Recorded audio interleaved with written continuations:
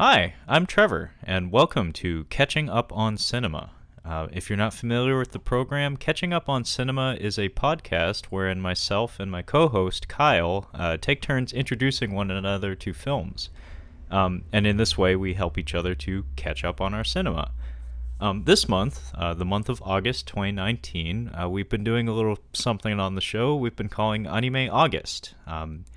Basically, what Anime August has been is an excuse to have me take the reins of the programming for an entire month. Usually we take turns, but this time around I got 4 consecutive episodes to myself where I got to pick the movies, all of which I'm very familiar with, and Kyle will have been seeing for the first time. Obviously, Kyle isn't speaking right now. And that would be because we had a little bit of a recording mishap. We actually recorded this episode successfully, but the file was corrupted. So I'm going to try to salvage things as best I can. That being said, what anime did we cover today? To answer that question, I'll just go ahead and tell you. It was 1997's Perfect Blue, directed by Satoshi Kon and animated by Studio Madhouse, which is a bit of an unconventional choice if you ask me. And I guess I'll explain that. So Satoshi Kon is kind of a luminary in the world of anime. He unfortunately passed away and did not actually direct that many feature films during his career. However, he rubbed shoulders with and actually worked under some of the titans of the industry, probably most notably Katsuhiro Otomo. He also worked with Mamoru Oshii on some of the Patlabor stuff. Did some of the JoJo's Bizarre Adventure OVA in the I think the mid '90s. Point is, Satoshi Kon has a particular voice. He's kind of a unique voice in the world of anime. Oftentimes, his projects have to do with the nature of reality and dream logic and things of that nature. It's also worth noting that a lot of his stories, if not all of them, tend to have female protagonists. Very unique voice in the world of anime. It's very unfortunate that he passed away kind of prematurely, I believe due to pancreatic cancer. But Studio Madhouse, I mentioned this was kind of a strange pairing between a director and animation house. Oh, by the way, this was actually the feature film debut, directorial debut of Satoshi Kon. So, hell of a debut if you ask me. But going back to Studio Madhouse, I took special care this month to select each of the films / OVAs that we'd be covering were animated by distinct animation houses and directed by very, very distinct voices in the anime community. The first episode we did this month was Otaku no Video, which was a 2-part OVA animated by Studio Gainax, which are typically known largely for like the Eva stuff, like Evangelion and whatnot. But in general, they're also known for like their enthusiasm. Oftentimes, they tend to deal with like fanboyish concepts and settings and whatnot. They also do spaceships and mechs pretty well too. And of course, the Gainax bounce, which Kyle and I made sure to mention on that episode. Following that, I believe we did Ghost in the Shell, which was directed by Mamoru Oshii, who, if you ask me, he's an interesting director for anime, because a lot of times I feel like his animations almost feel like they could have or should have been done in live action, and in fact he's done live action films since his early anime days. Ghost in the Shell was of course animated by Production IG, which their style in my eyes is characterized by like intensely detailed and photorealistic background paintings. They have some of the best background painters in the industry in its entire history, if you ask me. Ghibli's a close second, but I think Production IG has the title. As well as their character animation tends to lean more realistic. Physics behave the way they should with the human body. People move with appropriate agility as opposed to like fanciful kind of stuff that you would see in a Studio Ghibli film. where everybody seems to have like unnatural parkour powers. um, Speaking of which, the next film we covered was Princess Mononoke Hime, directed, of course, by probably the biggest name in internationally the biggest name in anime, Hayao Miyazaki. It was a big fucking deal in anime and continues to be to this day. It has quite the legacy. But that was, of course, a Studio Ghibli production and bore all of the qualities that you would expect a product from that studio to have. Gorgeous animation, really lush, colorful background paintings, that is. And I don't know that any CG was used in that film, although there are some tracking shots in there where some of the backgrounds look like it may have. But that, I know for a really long time they prided themselves on that, on doing everything by hand. Which brings us to Perfect Blue and Madhouse.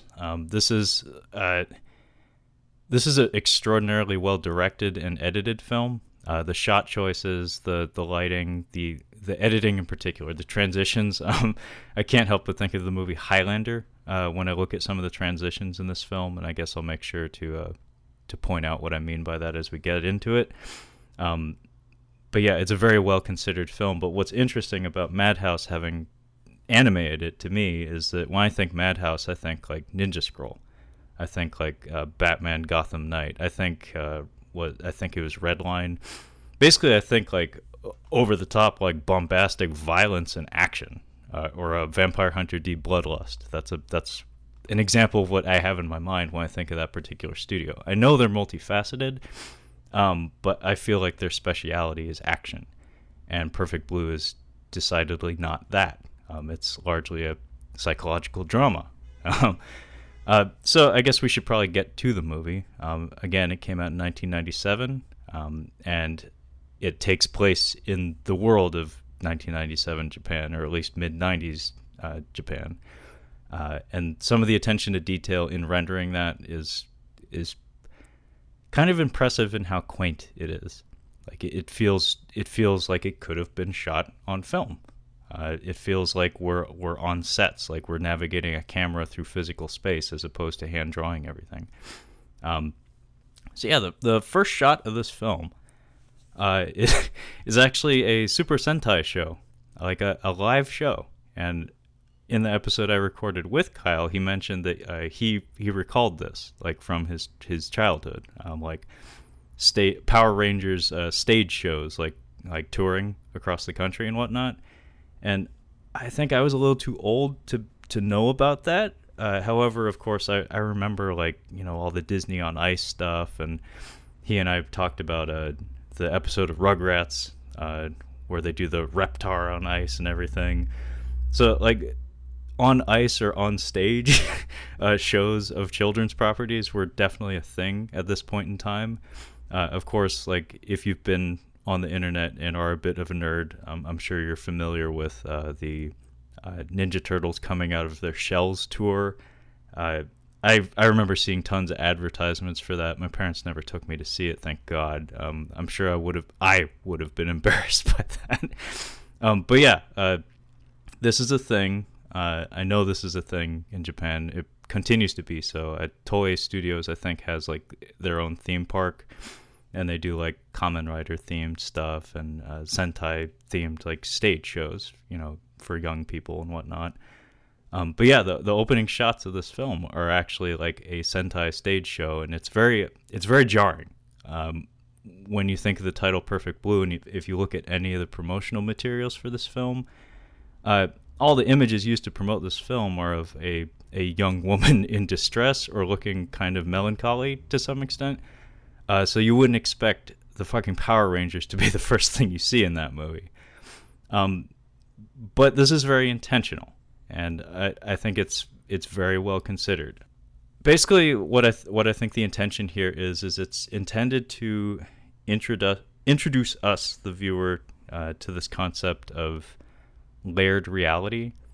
So the first thing we see in this movie is essentially a play, like it's a stage performance.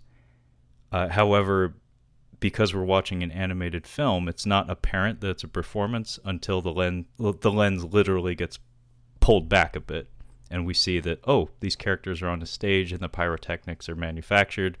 There's no actual danger. But so this theme carries throughout the entire film, where reality is oftentimes called into question, and it's the viewing angle that you take when you approach these things that kind of dictates how real things are. There's a lot of false reality in this story. There's a lot of instances where us, the viewer, the audience, we're intended to be kind of disoriented. We're intended to be kind of thrown off kilter. And not going to lie, it is a little bit frustrating at times, for sure. But I think it's really neat upon repeat viewings. Like, this is only the second or the third time I've seen this movie, watching it for the show, that is. And I felt I got a lot more out of it than I did the first time. Because, there are a lot of things that are a little bit confusing about this. But yeah, this Sentai team, they beat up some villain named Kingberg, and we start to pull the lens back, and it becomes apparent that, yeah, this is all happening on a stage. We're in some sort of theme park, and we see that the crowd is largely young men, and then we see some kids like ducking in between them. So it's important to put a pin in that the audience here is mostly young men, and that'll continue to be a theme throughout the movie. And then we head out to like the lobby area just outside the theater, and there's a gaggle of otaku, which is something a concept that I taught Kyle about at the very beginning of Anime August. Otaku, like fanatics, and these are characters that we'll be revisiting several times throughout the film. They're all conversing about some sort of idol group, and there's about 3 of them, and one of them walks by and he has like a stack of autographs, and he's repeating to himself like basically what he's going to say when he presents these photos he wants autographed. You can tell like most of these characters here, even by their character models, which we'll definitely get into in a bit, they're kind of on the fringe of society in some way. These aren't mainstream folks, so they're nerds, but they're a particular type of nerd. But yeah, there's a nickname that gets thrown out here, that of Mimarin. It's the nickname for our central character to the story, whose actual name is Mima. But yeah, these characters come across as a little bit indignant. They're kind of like bitchy about consuming the products that are being served up to them. And I went over this in detail with Kyle, but I should probably do it for safety's sake by myself here. So the concept of an idol is kind of a Japanese thing. It's not really something that we have here in the States. I mean, we have celebrities for sure. We have celebrity culture for sure. But an idol is a very particular kind of thing, and I can't really think of an efficient way to describe it or define it. But my understanding is it's a young woman that acts as kind of like a brand. So an idol typically acts as a model, an actress, a TV personality, pretty much anything you can commodify and slap on a plastic lunchbox. It's a really strange industry, because as far as I know, these ladies don't make that much money. However, they basically have to manufacture a personality, and kind of act as like a surrogate girlfriend to their adoring fan base. Oftentimes this results in their management like keeping them from dating publicly, because it quote unquote like robs that personality, that idol, of their purity. And that's a huge part of the idol industry, as far as I understand it, is that you're creating. It's definitely like a young person thing, not the consumer, the product, the woman in question. Basically, it's like a young girl that parades around in skimpy outfits, almost never nude because that would be dirty, and has basically no overt sexuality about them. they're just like an object basically, and that comes into question. Well, that becomes a thing later on in this movie. But yeah, a huge chunk of the story deals with the idol industry and I guess what it means to have touched that world or to have been part of that world and to try to break away from it. Because again, you're presenting a manufactured personality, and I think some of the themes in this movie actually probably are more relevant to today than they were in the late 90s. Just this concept of having a manufactured personality. It's like pretending to be like a pro wrestler 24/7 or something, where you through things like Twitter or Instagram or any form of like alternate reality, basically, we can pick and choose who we want to be. In an idol's case, you're kind of being pressured to be a certain way because it's the best way to gain attention and earn sales and whatnot. But it's interesting to think about the psychology that comes with that, where it's like if you spend too much of your time inhabiting a false personality, where who and what are you at that point?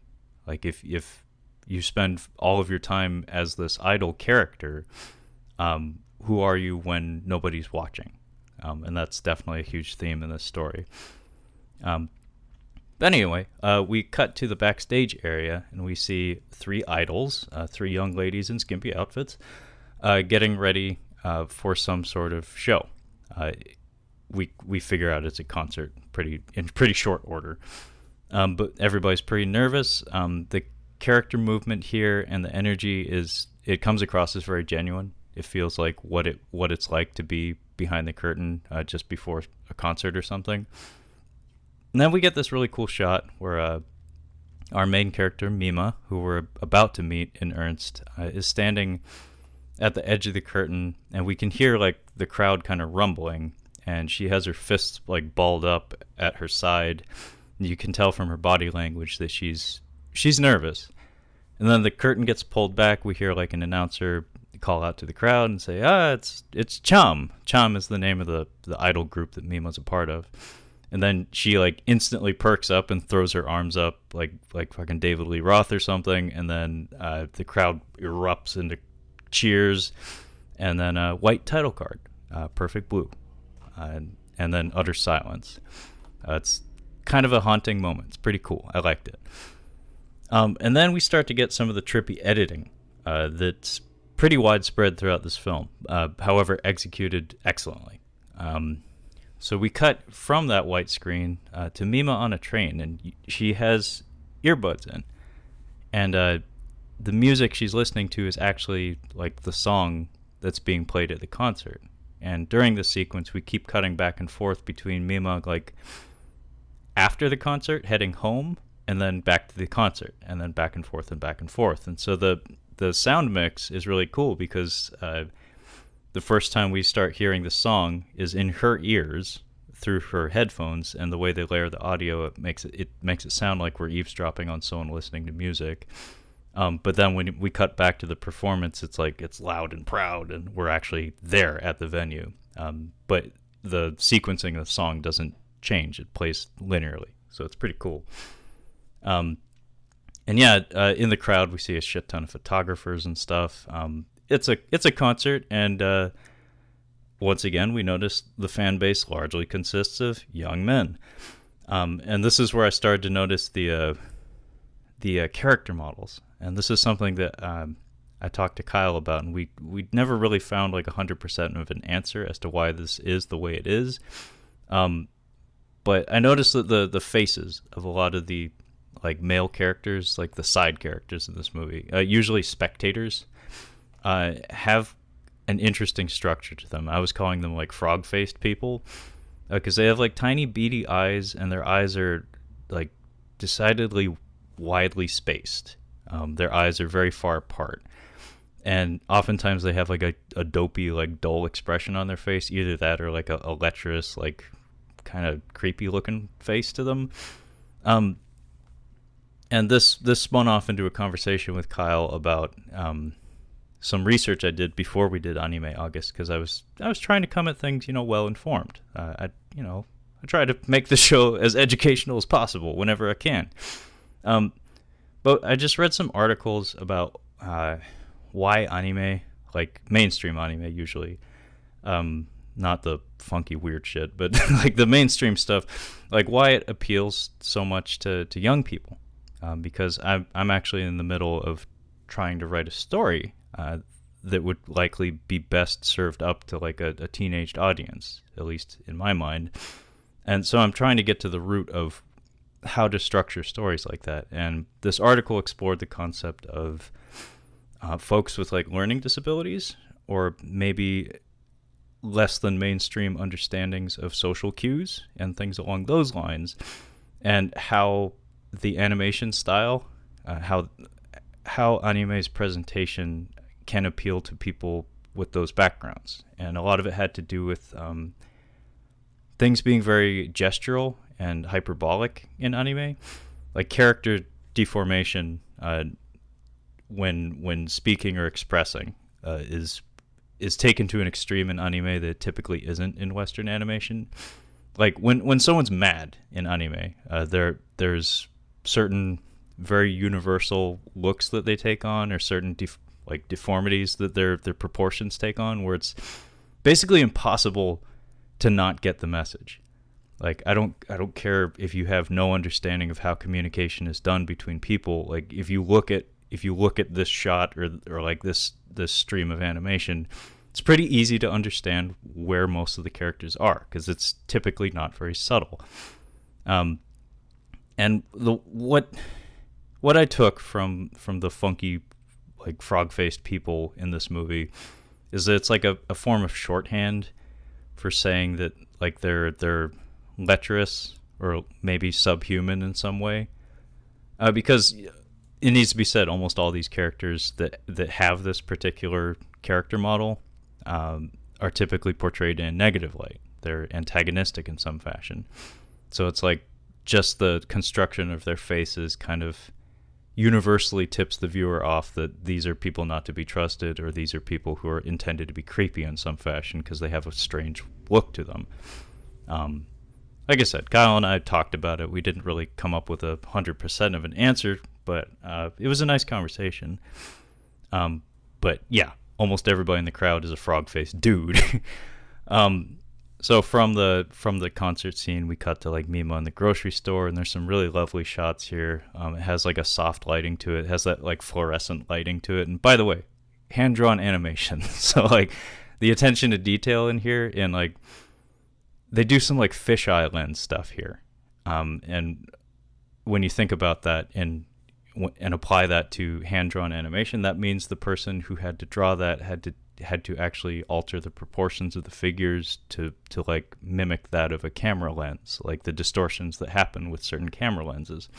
That's extra effort that's certainly appreciated if you ask me, but maybe extraneous in the hands of a different director. But again, directorial debut, so maybe he wanted to go for broke. But yeah, Mima at this point, she flops into bed. She's exasperated, and we notice that she's wearing different clothes than we've seen her in before. And this is all in like intense close-up. And my initial reaction in seeing this shot is to think like, oh, is she in danger? What's happening here? And then we get like the two in the 1-2 punch of our first shot in the film, that of the Sentai show, of hammering home that theme of layered reality.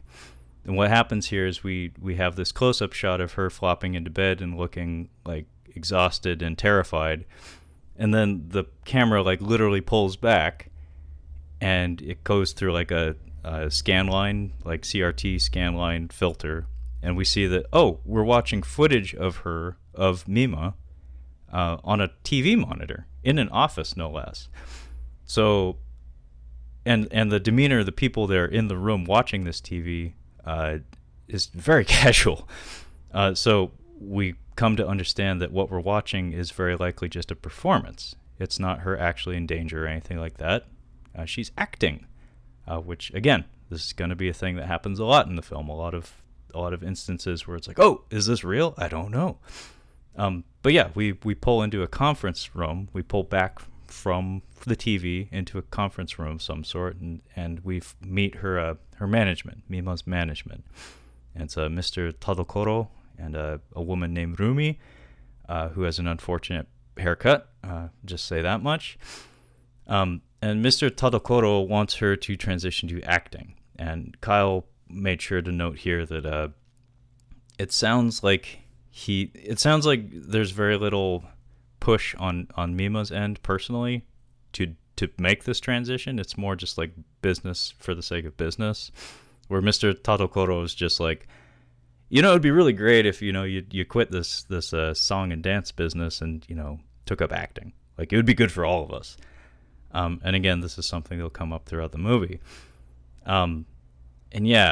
Rumi is kind of like, she's kind of like Mima's handler of some sort. She's some form of management. I'm not sure exactly what her title is, but the main philosophical difference between these two characters, Mr. Tadokoro and Rumi, is that Tadokoro wants to run a good business. We can tell from the way he dresses and from the state of his office throughout the film that their agency, like this talent agency or what have you, is not the most successful. Like, they're doing fine, but it's not like they're the super big time people. Like, they get excited over getting a single in the top 100, like number 83 in the top 100. That's like the biggest success they've had. So they're small time. So he's just trying to make things work. And to his credit, I don't feel like he's a sleazy son of a bitch or anything. He's just trying to do a job, and he does show some remorse about some of his actions later in the film. So he's not unlikable. He's just in a precarious position. But the philosophical difference between him and Rumi is that Rumi is like all about Mima. Like, she wants what's best for Mima. She's very protective in like a big sister or motherly sort of way. And this carries on throughout the entire film. So at this point, we cut back to the concert, and we're introduced to a character that Kyle and I decided to nickname the Stalker. He has a couple of names throughout the film. In my notes, I'd been referring to him as security because he wears a security guard's uniform, and I guess that's his day job. Mimania is another name that he goes by later in the film, but the Stalker seems perfectly appropriate, probably more efficient anyway, because that's exactly what he is, and that's his role in the film. This guy's facial construction has that frog face thing going for fucking sure. However, it's taken to an extreme that it isn't with most of the other characters. For one, his iris, by the way, we can only really see one eye on his face because he has like a middle part and his hair is long and it perpetually hangs over one of his eyes. So the one eye that we can see, it's drawn gray. Pro tip, Japanese people typically only have brown eyes, so if you see gray eyes, maybe take notice or suspect colored contacts. But not only does he have a gray eye, it's also evidently very widely spaced. He's got kind of like a smushed face, like he doesn't have a very well-defined nose, and his teeth are fucked. Like, it's not uncommon for Japanese people to have fucked teeth, but his are like doubly fucked. And he's very creepy looking. He's also very tall, not like big and bulky, but he's also very tall, kind of lanky. And we're introduced to him working security at like the front row of this concert, at this Cham concert. And he's watching the show. Like, he's not watching the crowd like you would expect a bouncer or a security guy to do. He's watching the show.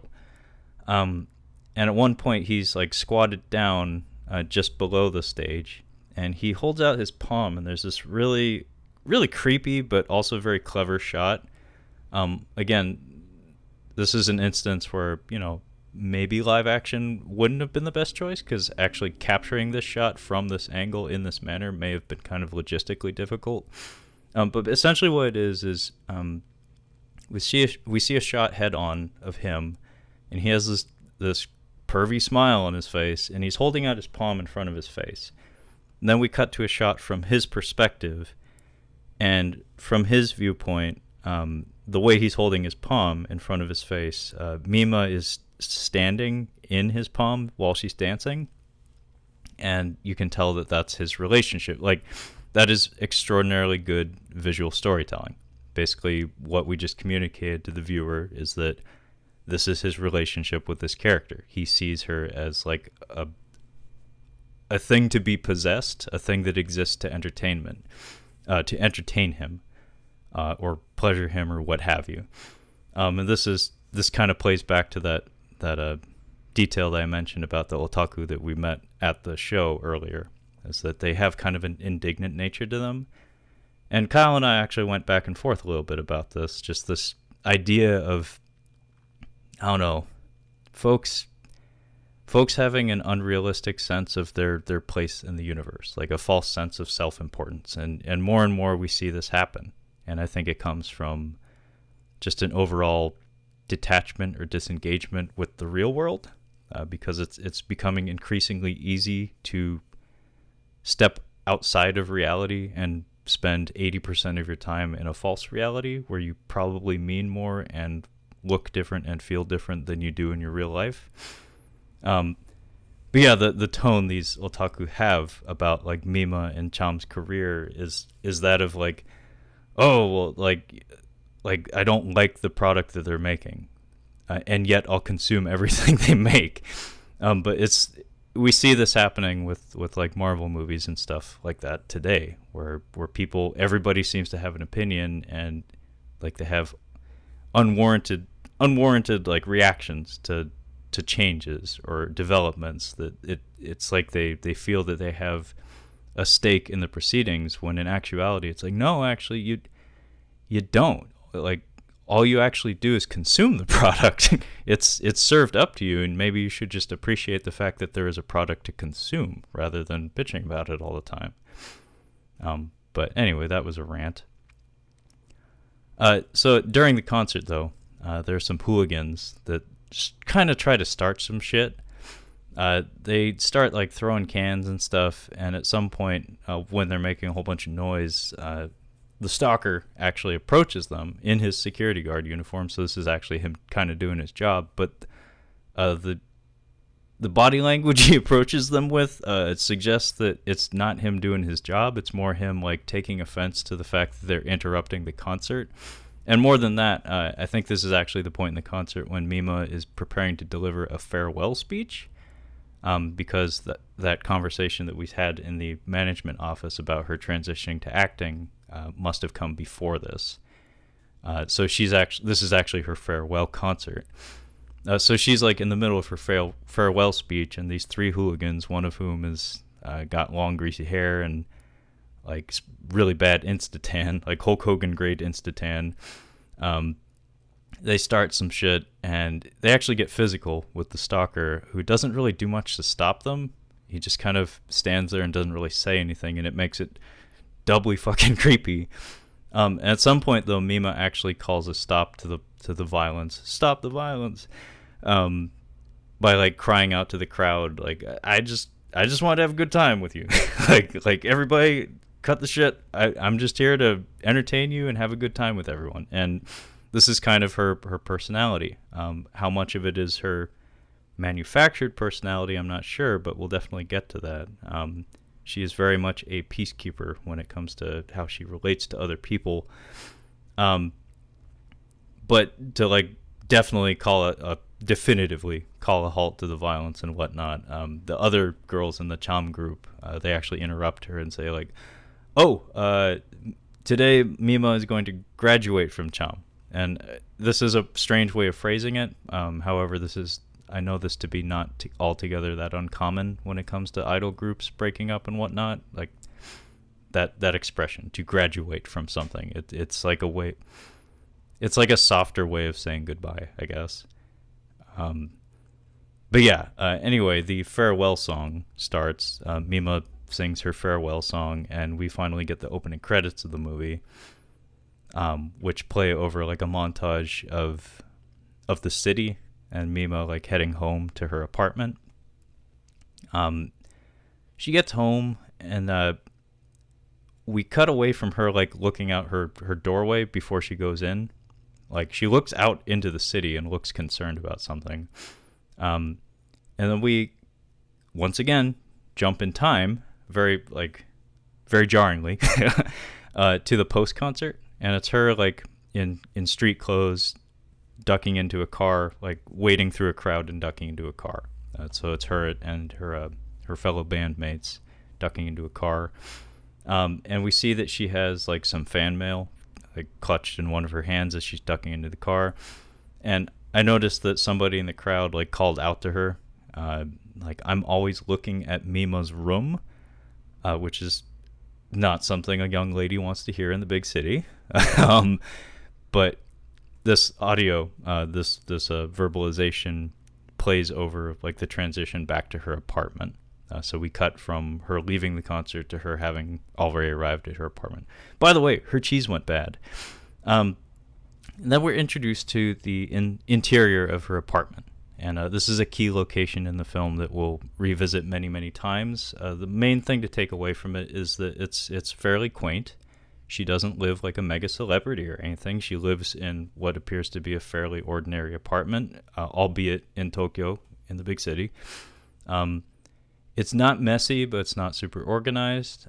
She has a whole bunch of stuffed animals at the foot of her futon. She has a Cham poster, a very big Cham poster, hanging on one of the walls, which she promptly tears down and says bye-bye to herself. Bye-bye, Mima the pop idol. And she also has a fish tank. Oh yeah, and I noticed that she has a PlayStation 1, which made me smile. Unfortunately, it's never used in the film. But just the fact that it's there kind of made me happy. And at this point, she sits down to read her fan mail. And we see her open the letter that she had in her hand in that sequence when she was leaving the concert. It's a pink letter with a heart sticker on it, so you can't fucking miss it, even if you're only casually paying attention to the things. And she opens it, and the text on the letter is that of, I always like looking into Mima's room. Again, not something a young lady in the big city wants to know. And in this case, there's actually a dual meaning. That of maybe she has a stalker. She does. And it's also a website, which is kind of a funny thing in this movie, and I'll get to it in a second. So after she reads the letter, she gets a phone call. It's her mom. And it's a pretty typical conversation, such that I kind of suspect that Mima comes from like a humble background, like maybe she's from the boonies or something, because her mom speaks to her in pretty simple terms. It's not like a sappy conversation. It's pretty fucking ordinary. But the mom also mentions that her uncle buys like 20 copies of every album that Cham puts out, which, as Kyle noted, that's a little creepy, but shows that her family definitely has her support, even though they have no physical presence in this film. And then she gets a fax in her apartment. She gets a fax, and the words plastered all over it in a variety of fonts, probably like cut out like Riddler or John Doe style, Batman Forever Riddler, the word traitor. And then that ends the scene. We get a trailer shot where the shot, like the camera pulls back all the way from the interior of her apartment out into the cityscape, into the skyscrapers and whatnot. It's an alienating shot. It makes her Mima look very small and antagonized in some fashion. Good filmmaking. And at this point we get maybe the most iconic and frustrating lines in the whole movie, because we hear it so many fucking times, but it's Anata dare nano? Who are you?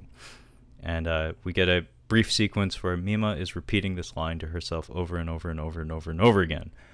And it becomes apparent that we are on a set for a television show.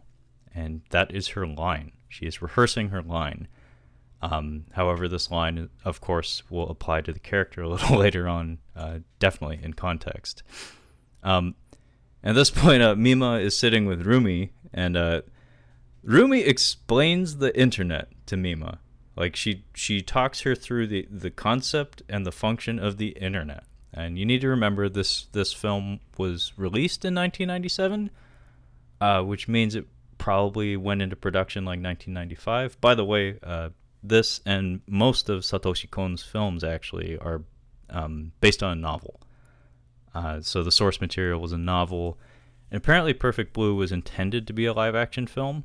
However, the financing fell through at some point, and it was decided that it would be like an OVA film instead, probably to save money, which is how Kon got the directing gig, which is very interesting when you think about it. Like, I don't know if like remnants of the script were transposed onto an animated film, but yeah, certainly certain parts of this feel as if it could have been a live action film. And apparently it was made into a live action film in like the early 2000s or something. I haven't seen that, but I doubt it's as good as this. But yeah, this probably went into production in the mid 90s, so an explanation of the internet is probably warranted. However, looking back on it in 2019 feels a little funky. Anyway, we see a bit of the TV show that Mima is going to be a part of. The name of the show is Double Blind, by the way.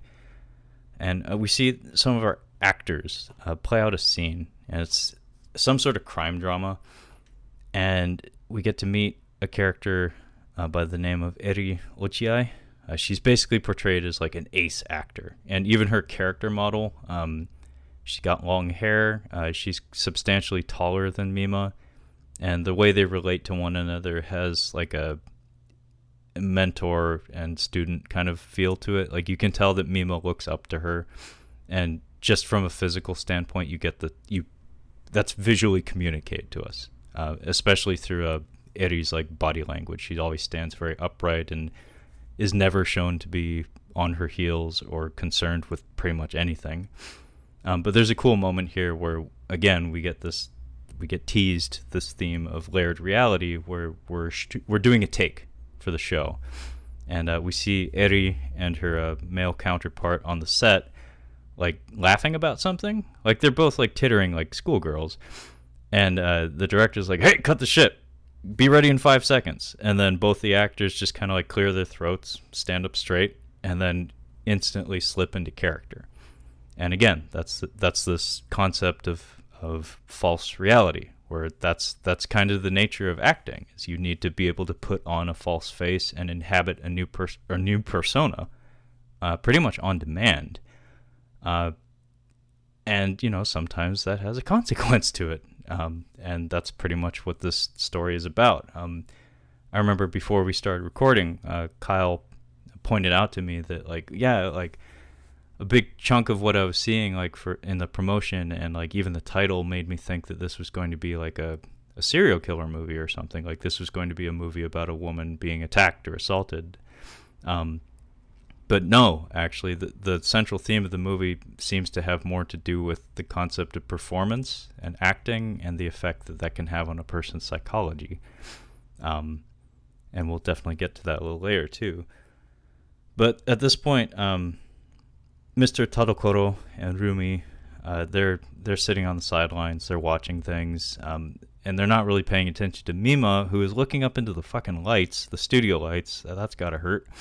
And we get a music cue here. It's just like a dingle dangle on the piano keys. It's just a few blinks and plonks here and there. It's very minimalist. I actually really like the score to this movie, but this is the first time the score really became apparent to me in the film. But we get a whole bunch of shots from her perspective, looking at like the people around her, and everybody has those weird froggy faces, and everybody's talking and laughing, and it has a very alienating feel to it. Like everything, it feels like everybody around her is like talking shit about her or something, and she's very kind of dead-faced at all this. But just combination of the sound, the character models, and the score tips us off that she's in a foreign environment. She feels uncomfortable. At this point, I think it's the producer and the writer for the show, Mr. Shibuya, he shows up, and he has some like fan mail for all the actors and stuff. But then there's an extra letter that's apparently from Mima. Eri, the lead actress on the set, she has an exchange with Mr. Shibuya that's it's a minor interaction, but something that jumped out at me, that she's immediately very flirtatious with him. Like her demeanor is totally different with him. It's interesting because this is another example of like, I don't know how to label it, like performative culture or something. This is something that I know Japanese culture is sometimes criticized for. It's that oftentimes that which is meant is not what's being said. There's a lot of implied meaning in the way things are communicated. Subtle, very, very subtle. But this is her, a person who happens to have an acting day job, continuing to act in her interactions with a coworker, basically. So it's really interesting, that dynamic of when does the performance end, basically. And it's mentioned here by the producer and the writer that Mr. Tadokoro wants to bargain for more lines from Mima. However, the management's kind of, the producers are kind of like, she's one of those idols, and I don't know if that's a good look for us. Like she's like a bikini model that sings. Do we really want her like doing hardcore serious acting on our show? Like, is she even good? So you can tell that they kind of look down their nose at her for her background. And at this point, there's a multitude of cuts. Mima's repeating her lines to herself, and then there's snippets here of Mr. Tadokoro like opening the fan mail letter that was supposed to be given to Mima, and then we're getting down to the moment where Mima's gonna get the go to deliver her line on the set, and then bam, there's an explosion, and we cut back to Mr. Tadokoro, and he's on the ground and he's bleeding, and we see that the letter was a bomb, and there's like fragments of paper floating in the air, and we see scrawled on one of these fragments that it says this one was a warning, next time will be real. And Mima is kind of dead-faced at this, but you can tell that's a little alarming. The fan mail that was meant to be delivered to me was a fucking bomb.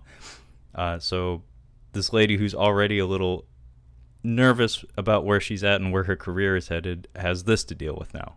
Great. Cut back to her apartment. And she purchased a Macintosh computer. However, she's technically inept, so she has Rumi like set it up for her. And again, Rumi explains the internet to her. Mima has no fucking clue what the internet is. But she does ask about the bombing. As it so happens, Tadokoro insisted the police not be involved. So at this point in the story, there's no police or anything. Put a pin in that. Anyway, Rumi leaves, and we cut to night, and Mima is in her PJs, and she is like adorably like hunting and pecking her way across the keyboard to access the URL, the HTTP URL for the Mima's Room website. And of course, she does the thing that I don't know how common this is with actual Japanese people, because I'd imagine this is something that one would only do when they're alone. So I don't know how many people I know that do this, Japanese or not. But she's talking to herself the whole time. She's narrating her journey through the internet. This is something you see in anime a lot. So I don't know how true to life this is. But anyway, she's doing the thing where she's talking to herself.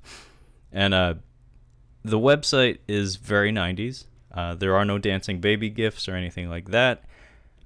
Nor are there music clips or anything like that playing, no MIDI files.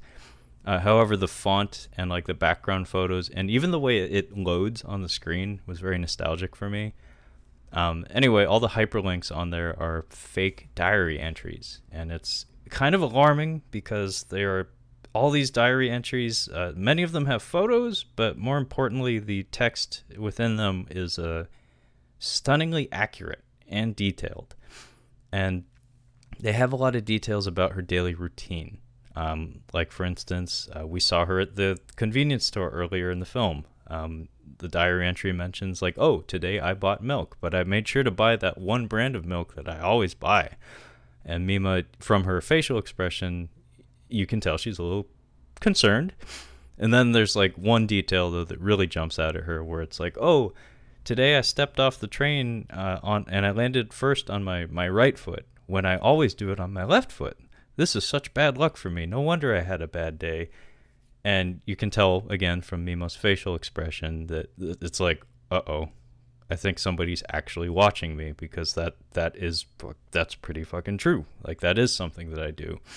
And then there's an audio clip that's embedded in the website, and she clicks the play button, like you do, and it's her saying her line from the TV set, "Who are you?" And it's on a loop. And of course, because it's on a loop and she has a squeaky voice, it's super fucking creepy. And then we get a pretty cool transition. I think this is the first instance of what I'd call a Highlander transition, where a curtain, one of her curtains, blows in the wind. And as it blows across the quote-unquote camera, all of a sudden we're back on the set. So as soon as the curtain resets back to its original position, it pulls back, we're back on the TV set. And then Mima says her line, and we get some really tricky editing. We get some editing that really even threw me for a loop, even though I've seen this movie before. But basically, Mima says her one line, "Who are you?" She speaks to Eri. They have a brief exchange, and then we cut to a fashion show, and there's like fucking house music playing over it, and it's like a runway model with a fancy dress and everything walking at a fashion show. And it's like, hey, whoa, what's going on here? What kind of transition is that? Then we hear a scream over the fashion show, and then we cut to a crime scene investigation, and there's a dead body in the middle of the room and like a detective looking over it. And the reason why this is confusing is because what we just saw, Mima delivering her line, cutting to the fashion show, the scream, going to the crime scene, everything we just saw in that sequence in particular was the edited TV show, was the final product. And so we do that trick again, where we pull back the lens from the crime scene, and turns out this was footage from the TV show, from Double Blind, that the management for Mima, Mr. Tadokoro and Rumi, are watching again in their like conference room. So it's like, motherfucker, you quit doing that. That's really weirding me out. I don't know what's real anymore. But yeah, the discussion continues between Tadokoro and Rumi, where they're in two different spots. One feels they know what's best for Mima, and Rumi definitely feels that we're taking things in the wrong direction. At one point, the other two Cham girls walk into the room with presumably like their agent or something, who like throws a magazine on the table, and it appears that Cham as a duo is actually doing really well, which is bad news for Mima, who seems to be in a rough spot right now and probably would prefer to know that the group that she was with was not doing as well now that she's gone. But no, they seem to be doing better now that she's gone. So tough shit for her. Then we cut to a manga store, and we revisit those three otaku that were at the Cham stage show, and they're like muttering to themselves about how they watched Double Blind. They watched the show that Mima was on, seemingly just because she was in it. And remember, she only had one line in that episode of the show. So these guys are pretty hardcore fanatics. However, the stalker happens to be in the room, like listening in on their conversation. And I think it's safe to say that he's probably a little more passionate than they are. Then we cut to Mima. She's riding on a train. We get a cool moment where the train doors are opening on the platform, and we get just like one flash of her view of the Mima's Room website, and she like flies into a panic, and instead of stepping off the train, she fucking sprints out there. Like, she runs the fuck out of that subway, because she can't help but think about the website and what she read there, and about how somebody's probably watching her, and obviously that's a cause for concern. So she heads out to the street level. We get a really cool shot of like a moving blue sky that she looks up into. It seems to calm her down a bit. And then we get a fanciful shot that I'm not entirely sure what it's intended to mean, but I like it. Basically, she turns her head to the side, and there's an electronics store display, and there's a video camera pointed at her from inside this display window. There's like 3 TV monitors facing outward, so we see her looking into a reflective surface, and through that surface we see 3 images of her looking back at herself. So there's something going on there, but it's just a really striking image of a woman in distress looking off to the side and seeing like 3 of herself in the mirror. It's a provocative imagery. Anyway, she heads into an office, which we later find is her talent agency. Needs to be said, the stalker is actually like looming. Like there's a lot of shots that end with like his arm or his like shoulder, his shadow kind of hanging in like the corner of the frame. And then she steps into the elevator of the office, and there's like a newspaper clipping like pasted up on the wall. And I can't be positive, but I'm pretty sure that the face that's on this newspaper clipping, it's a small article, it's about a hit and run. I'm pretty sure the face of the person was the gentleman from the concert who was starting shit, who roughed up the stalker / security guard. And based on the fact that the stalker has been kind of looming near Mima and seems to be overly obsessed with her, it seems pretty apparent that he came back for that guy or something and roughed him up or did something awful to him. Anyway, the elevator doors close, and Mima does see the stalker through them just as they're closing. We get a nice shot from her perspective. And at this point, we're in the office, and Mima has a conversation with Rumi, who is sitting down, and they're talking about the fact that the Cham duo, without Mima, made the number 83 spot on the top 100, something that Cham never did. They never cracked the top 100, apparently. Which is, I think that's important to note, is that Cham is fringe. Like Cham, they have obsessed fans. Of course, they have a handful of obsessed fans, but in the grand fucking scheme of things, they're small time.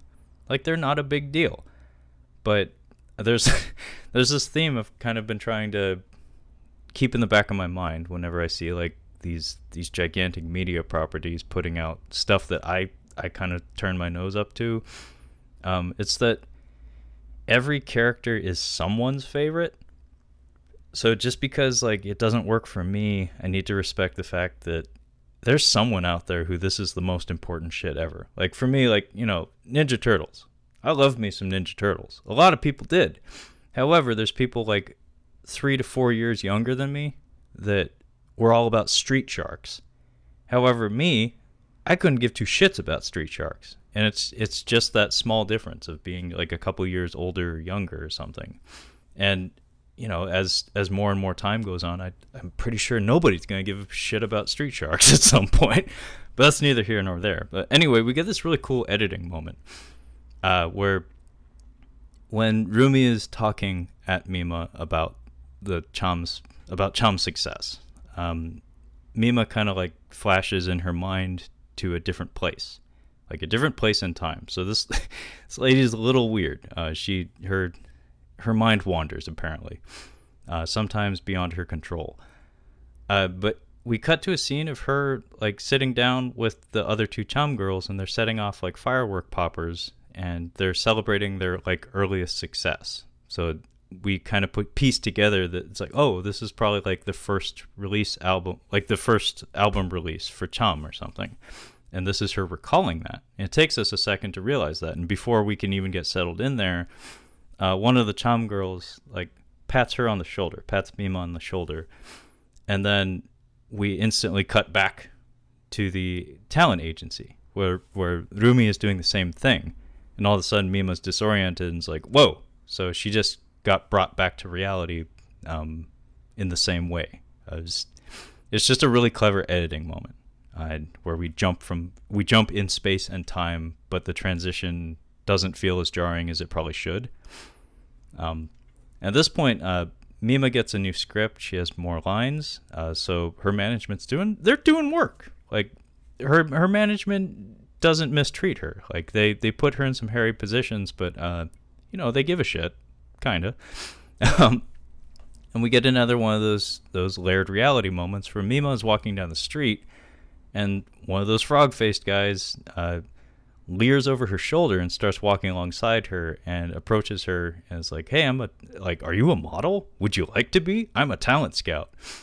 And like your initial gut reaction to this is to be like, "Oh, fuck you, dude." However, somebody yells cut, and as it so happens, this is just a take from the filming of the show, Double Blind. This is fucking tricky stuff. You need to be paying attention.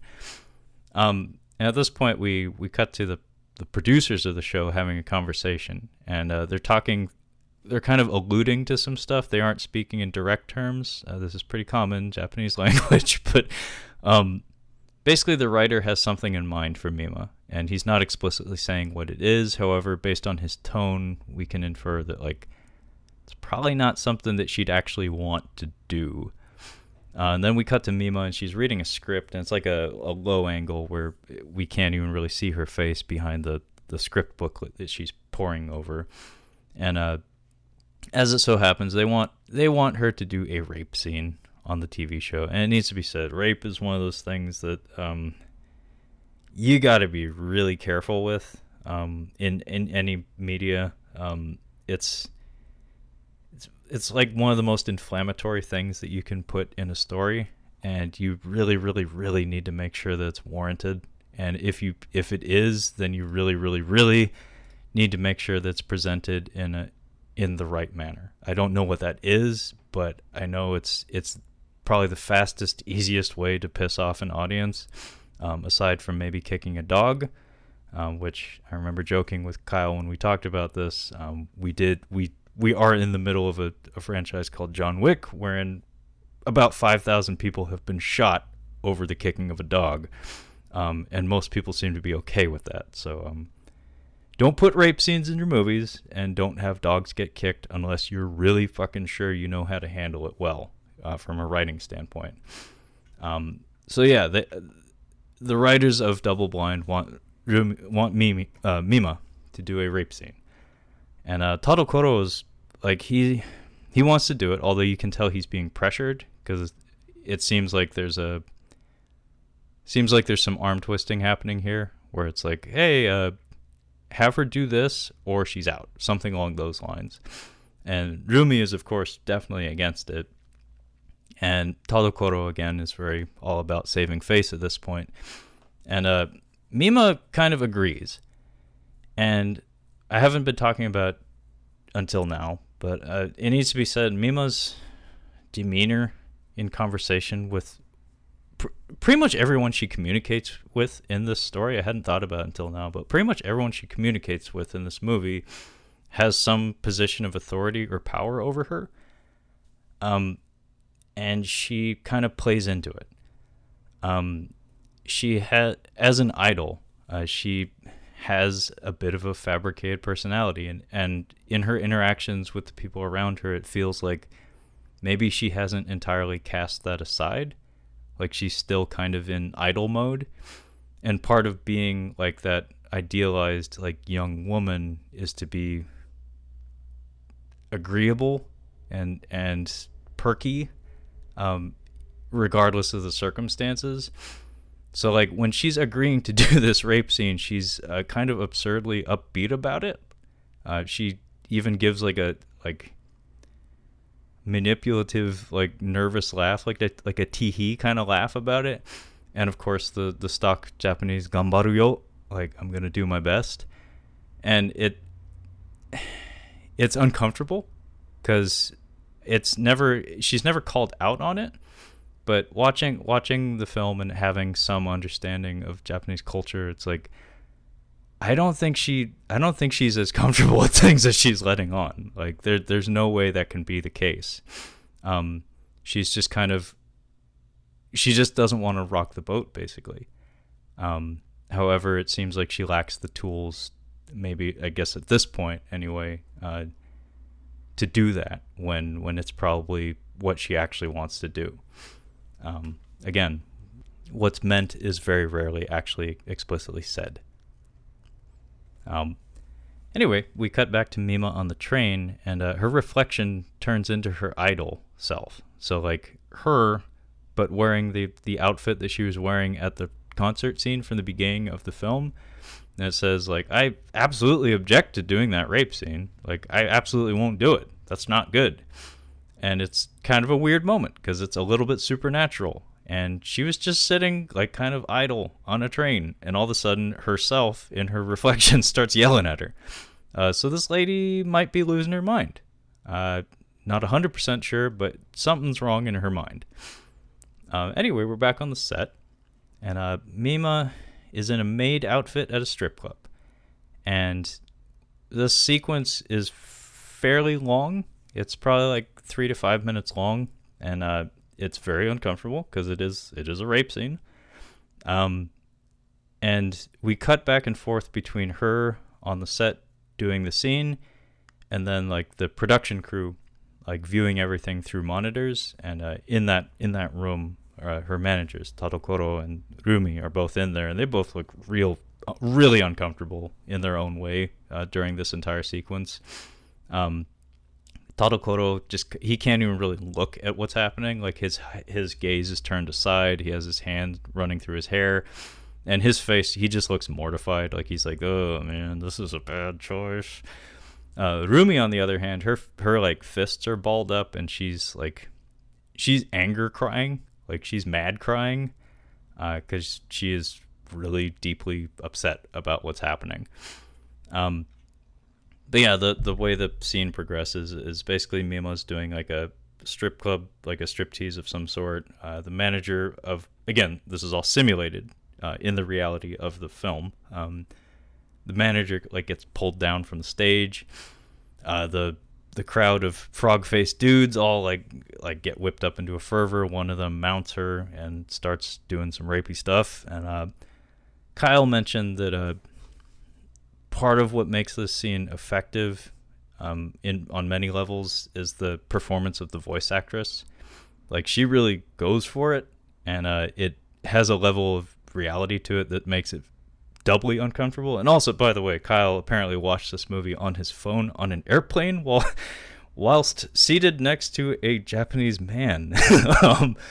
He said he was kind of like hitting the skip 10 seconds ahead button on the phone throughout a few sequences, some of the racier sequences in this film. I don't blame him.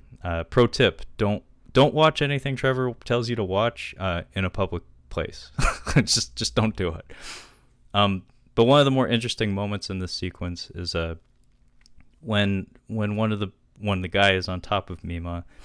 There's actually a cut called where the crew, the director, actually calls cut, and everyone in the room freezes, and the music that's blasting, the strip club music that's blasting, just stops instantly, and everyone freezes in their place, including her, who has her head hanging over the edge of a stage with a dude on top of her. And then like the camera repositions, and then they say go again, and everything just goes right back to how it was. This is the reality of a film set, but it's really surreal and definitely very creepy. In fact, the guy that's on top of her when they're in the middle of that cut, he actually like whispers to her like, "I'm sorry." I would probably do the same thing, although I seriously doubt I would be doing this kind of scene in the first place if I was an actor. A little too uncomfortable for my taste. But yeah, Mima goes dead-eyed at one point. Like they do the thing with the animation where her irises, like the color kind of fades out of them. And there's some really disorienting shots from her like upside down perspective of the crowd. However, there's like a fade to white, and the crowd noise turns into chants of Mimarin, so like the nickname that they had for her when she was an idol. So I don't know if she like lost time, as what was it, Ed Norton said in Primal Instinct, I think. I'm not sure if that's actually the title of that movie, but I really like that movie. Anyway, we cut back to the dressing room. Mima's alone. She says nothing, but her body language tells us she's just kind of beat. Like she's not in a happy place right now. But then she gets in the backseat of Mr. Tadokoro's car, and she's her perky, upbeat, idle self. And Tadokoro, you can tell, like, he looks back at her and he's trying to apologize. But her demeanor throws him off, and he kind of like cuts himself off, and he's like, "Well, I mean, if you're not upset, let's get some frosty chocolate milkshakes." And then he drives her off to get food. So basically, this is a neat character moment where it's like Mima's burying her feelings, and Tadokoro is aware that she's doing that, but he can't confront her about it. He doesn't have the willpower or the strength to do it. So he's like, I mean, if she's not gonna bring it up, then I'm not gonna. So they're having a staring contest with each other. By the way, the stalker watches them as they drive away. Mima gets home, and she sees that her fish have died. It's like the first thing she does when she comes into her apartment, and she's perky. The first time we see her with her fish, she's like very, very happy and excitable when she's feeding them. And this time she like sits down, she still has that demeanor about her, but then she sees that all her fish have died. And the instant she sees that, she just explodes into tears. It's like that was the trigger. That's like all the layers, like all the safety guards are just down now, and she kind of goes into, I called it a Catwoman-esque fit, a Batman Returns Catwoman fit, where she kind of like stomps around her apartment and starts just breaking shit and bawling. And she's a wreck. I mean, for pretty obvious reasons. That was probably really hard to do, very traumatic. And I don't even know if she's that experienced an actress. So stuff like that's probably, I don't know, something that not everybody's equipped to do. And then we get like a really, to me, like one of the more important pieces of spoken dialogue in the film, where she's like collapsed in her bed and she buries her face into a pillow. It's worth noting that she does that to muffle what she's saying, so she's still kind of like fighting herself, not wanting to acknowledge herself, I guess.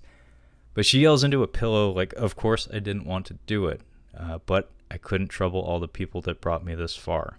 So that's like 100% confirmation that she was putting on a happy face, just to not anger or upset, her coworkers, basically her management. So this is her just not having the willpower to rock the boat when it was probably entirely appropriate to do so. However, she's interrupted by idle Mima. I call it idle Mima because it's like a projection and it has like an ethereal glow to it. But it's basically Mima, but again in her outfit from the beginning of the film, like the dress and everything. Idle Mima interrupts, and yeah, so she's seeing things now. Great, even better. And then we finally get to see the stalker in his natural habitat. And Kyle and I had a nice little conversation about the construction of his perv dungeon, because it's very detailed and it's very well constructed. Like somebody did some research and put some thought into this. Basically, his room is just like, the lighting consists of just a computer monitor. There's like magazine ads and magazines and books just like piled from the floor to the ceiling, so it has like a hoarder's vibe to it. But it's all just Mima products. So just like photo books of Mima, and then there's posters lining every inch of the walls and the ceiling. And then we learn here, I believe, that he is the admin of the Mima's Room website. Cut to a montage of Mima doing interviews. Most of these interviews seem to be about her transition in her career, like transitioning away from being a song and dance idol to like a hardcore actress of some sort. And then we cut back to the otaku, and they're like pondering the new developments. And again, just like watching the show that they actually had no real interest in, strictly to see Mima, they seem to have an opinion about it, like a negative opinion about the transition in her career. However, they're still watching, like they're still watching everything she does. And of course the stalker is privy to this conversation. He probably, I guess he just hangs out in the same place they do or something. Maybe he uses them as like a shadow-esque like communication pipeline of some sort. And then Mima checks the website. There is a single diary entry in there that just consists of the phrase "help me" over and over and over and over and over again. And at this point, idol Mima shows up through the computer and taunts her. It says, like, nobody likes idols with tarnished reputations. From now on, I'll be the light and you'll be in the shadow. And, like, the really heavy one, nobody likes you anymore. And it needs to be said, a lot of what idol Mima is saying, like, when I read it back, it comes across as kind of childish. These are not like a, you know, fuck your mother kind of insults. Not in you know, American culture, but again, like Japanese culture, she's kind of like speaking the truth. She's being blunt in a way that's foreign to traditional conversation. So even though the tone and the delivery is kind of childish, at the same time, she's saying the stuff that you don't say, and it comes across as antagonistic and a little bit scary.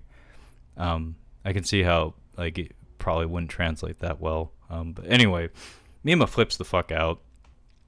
Obviously, her projection came through her computer and started insulting her. Yeah, that's a little creepy.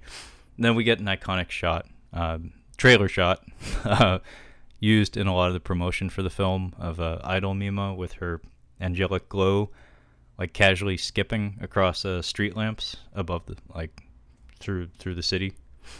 You should look it up if you haven't seen it. It's well animated and it's a really cool shot. Then we transition to a parking garage, and Mr. Shibuya, the writer, he's parking his car. There's a bloody poster for Double Blind, like, against the wall where he parks his car, and he doesn't seem terribly worried about it. I would be deeply concerned. In fact, I'd probably just leave the parking garage if I saw that. He doesn't seem to give a shit, though. And then we can hear one of Mima's songs echoing through the garage, and we get a suspenseful scene where he's like, "Who's there? Is anybody there?" Then he goes up to an elevator, and the doors open, and there's a shitty little boombox playing one of Mima's songs, just sitting in the middle of the elevator. And the audio quality here is kind of charming because it sounds like a shitty boombox. Like, if you've ever heard what, like, an audio cassette playing through a shitty boombox sounds like, that's it. And then the next shot is the same elevator doors opening, only now the boombox is gone, and Shibuya's eyes have been punctured, and he, like, collapses in a heap in the middle of the elevator. It's pretty brutal. Then we get kind of a nothing little scene where I think we're just trying to hammer home at this point that Mima is unstable. It's just a nothing little scene where Mima is, like, sad in the back seat of a Tadokoro's car, and they're in a tunnel. Well, maybe it's not a nothing scene because she actually appears to be depressed. She actually appears to be tired. She actually appears to be concerned. Whereas normally the way she interacts with her management is, like, she puts on a front of being like, yeah, I'm all about it. I'll do my best. But here she's sitting in the back seat, and, like, her face, her body language, even her tone kind of suggests that, like, she's just done. And just when she seems like she's poised to, like, make a breakthrough and maybe, like, fess up to the fact that she's in a really tricky spot right now, she sees idol Mima again, and there's a funny little moment where I think idol Mima, like, mouths to her through the window, like, "You're no good." And then Mima hops out of the car, and we get another Highlander transition where a car zips past the camera, and as the car passes, all of a sudden we're in a different place. And now we're backstage at a cham show, and this is actually a nothing little scene because the two cham girls are talking shit about Mima behind her back. However, Mima is never made aware of this, so it's like, what's the point of this? It needs to be said the performances are pretty good here, though. Like, it's kind of funny in a not very funny movie. And then we cut to Mima in a bed, and there's soft lighting up the ass here, and she's being photographed. She is doing, like, pretty much a nude photography session, like a modeling session with this photographer who has, like, frog face to the extreme. To an extreme that no one else in this film has. His eyes are super widely spaced to the point that he almost has, like, not even frog face, but more like deer face. By the way, he has like Spike Spiegel's haircut. I don't know if that was intentional, but anyway, and his eyes like face outward too, like they're crossed and everything. It's really weird. And also he has like a lecherous look about him too. So it's pretty evident that he's maybe enjoying himself a little too much at this photo session. And needs to be said, some of the nudity on display here is not something you see in Japanese media all the time. So this is probably one of those scenes that Kyle was fast forwarding through when he was on the plane watching this film. And then we get a scene here where I actually talked about this with Kyle, where I wasn't entirely certain where the walls of reality lie. This was an instance where I was a little bit stumped, but we came to an understanding that I think it was imagined. I don't think this actually happened. But basically, the two Chom girls, we're cutting back and forth between scenes here, but the two Chom girls are doing a song, and it's playing over the proceedings.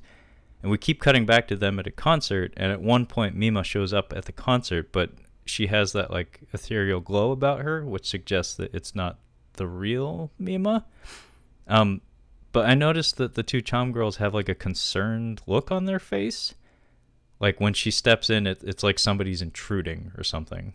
But anyway, the stalker is at the concert, and he has this like look of ecstasy on his face, where he looks like he's actually in tears of joy. And then at some point, like the idol Mima hops off the stage and into the crowd, and then the scene just kind of ends. So I wasn't entirely sure, but Kyle and I both kind of agreed that I think this was just the security guard, the stalker's imagination. Like he was just projecting that. So it's apparently some sort of shared delusion that both he and Mima share or something. And then we get something that most people on the internet will tell you is the quote-unquote Aronofsky shot, the Darren Aronofsky shot. So apparently Darren Aronofsky has seen Satoshi Kon's movies. I guess he paid a chunk of change to license and distribute Perfect Blue in the West, largely to protect himself, because I guess he borrowed a shot from this movie. And thematically, it needs to be said, I don't think it's a ripoff, but Black Swan does bear a strong resemblance to Perfect Blue in a lot of ways. In particular, how it explores the nature of performance and how it affects us as people, how it affects our psychology and our understanding of ourselves. But yeah, the Aronofsky shot is apparently a shot that was in Requiem for a Dream, which is a movie that Kyle has been threatening for a very long time now to have me watch. I haven't seen it. I have seen some of Aronofsky's other films, but basically it's a shot in the bathtub. It's a downward angle shot of Mima in the fetal position with her face underwater, so the camera's looking directly down her back and the back of her head. And it has like an amber quality to the lighting because the bathtub is like beige, and the lighting kind of gives everything like an amber glow to it. Anyway, I guess this shot was directly replicated in Requiem for a Dream. I think the actress was Jennifer Connelly. And then the follow-up to the shot is Mima's face underwater, shouting again into the water, again through a filter. Before it was a pillow, now it's water. She's just like shouting in frustration. I think it's the equivalent of like, you son of a bitch or you bastards. And at this point, I also noted that her apartment is still trashed. Like she hasn't fixed it yet. And her photo book comes out. She did do like full frontal nudity, which again, not something you see every day in Japanese publications. And then we get a sequence that's kind of creepy, but well done, where the stalker goes to the same place that he was going to meet up with not meet up with, but like hover around the otaku guys. And it's like a newsstand of some sort, and he buys like an entire satchel of her photo books. And I interpreted this as like him trying to protect her, and this is what I meant by like the concept of like a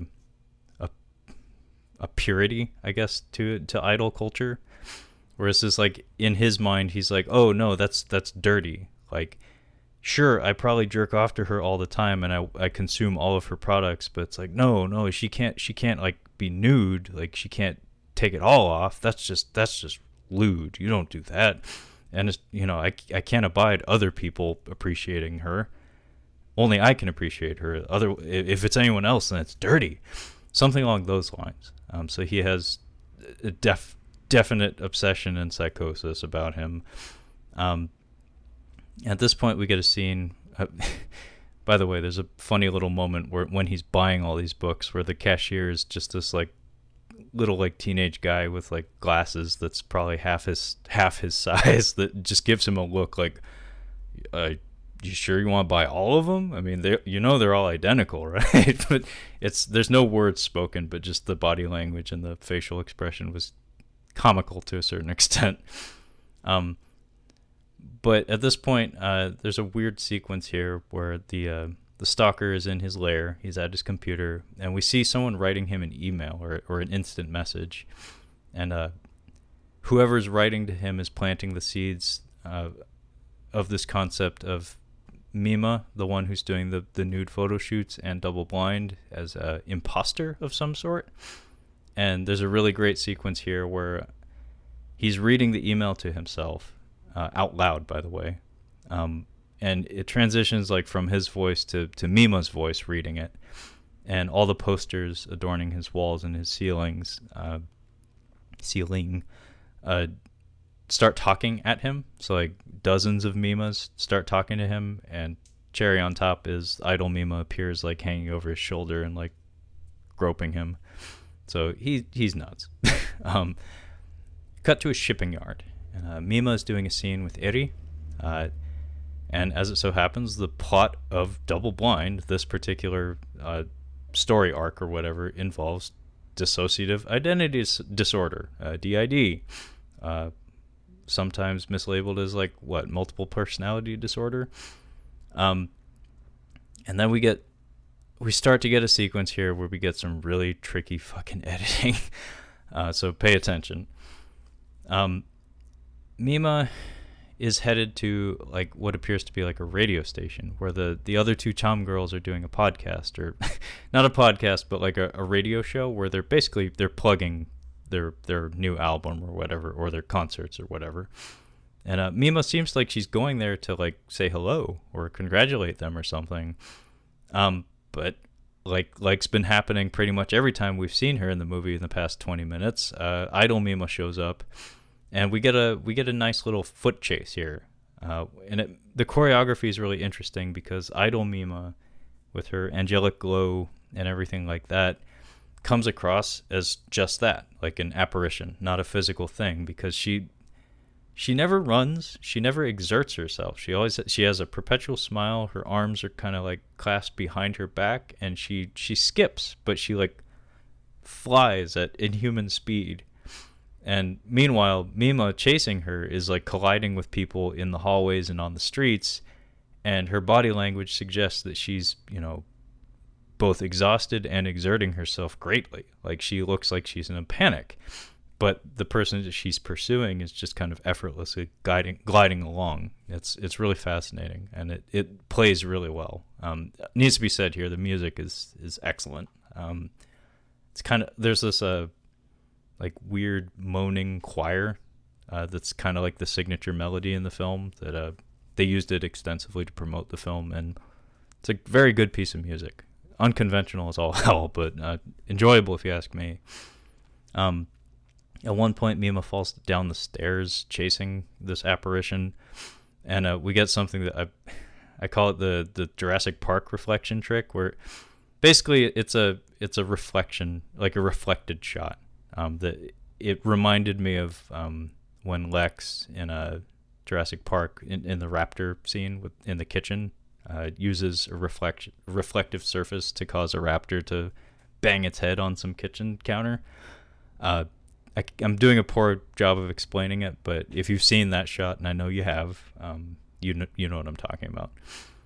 And then Mima runs into traffic while chasing this apparition, and a truck starts blaring its horn, and she's kind of like blinded by its headlights, She puts her hands up to, like, try to protect herself, and then just as the light is enveloping her in slow motion, bam, we're back in bed.